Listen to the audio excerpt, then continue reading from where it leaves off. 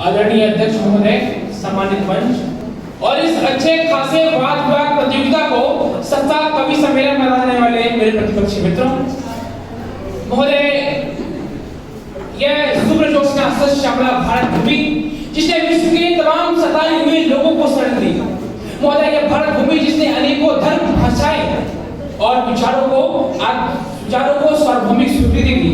महोदय, यह देश जहां पारसी फारसी भाषा लेकर आए तो हमने दूध में शक्कर के नाम का स्वागत किया। इस देश में मुगल उर्दू लेकर आए तो हमने उर्दू को मौसी कहा। इस देश में अंग्रेजी लेकर आए तो उस अंग्रेजी को हमने सुधारा। महोदय, इस देश में 200 से ज्यादा भाषा होने के बावजूद भी, हजारों बोलियां होने के बावजूद भी आज ये देश एक भारत श्रेष्ठ भारत का नारा बुलंद करते हुए आनो भद्रा करते हुए विश्व के आदर्शों को हम चरितार्थ करते हैं। महोदय, इस देश के प्रधानमंत्री गुजराती भाषी हैं, इस देश के राष्ट्रपति झारखंडी भाषी है, इस देश का राष्ट्रगीत बांग्ला भाषा में है और इस देश का ध्येय वाक्य संस्कृत भाषा सत्यमेव जयते में है। ये इस देश की खूबसूरती है, ये देश की संस्कृति है कि हम विविधता में एकता की बात करते हैं। महोदय,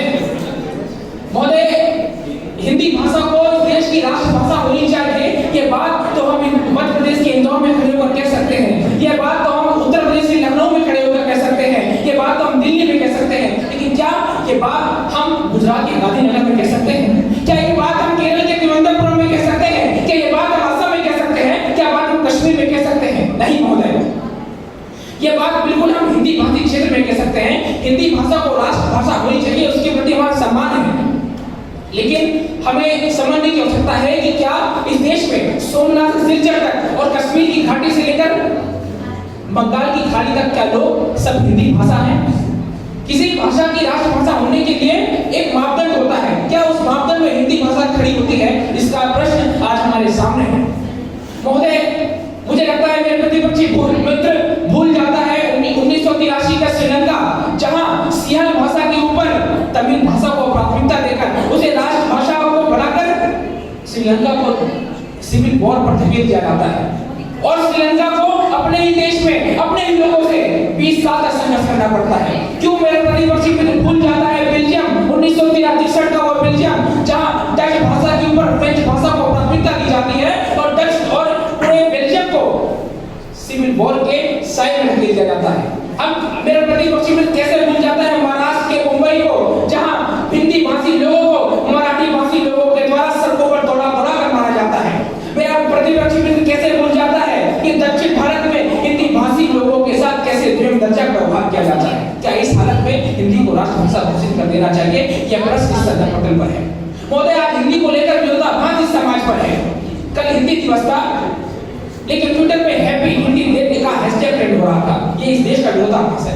जो लोग इस मंच पर कहते हैं कि हिंदी को राष्ट्रभाषा घोषित होना चाहिए, उनके कुत्ते भी अंग्रेजी भाषा समझते हैं। महोदय, विरोधाभास देखिए कि हिंदी दिवस पर वाद विवाद प्रतियोगिता आयोजित किया गया का पोस्टर भी अंग्रेजी में स्वागत करता है। ये देश का विरोधाभास है।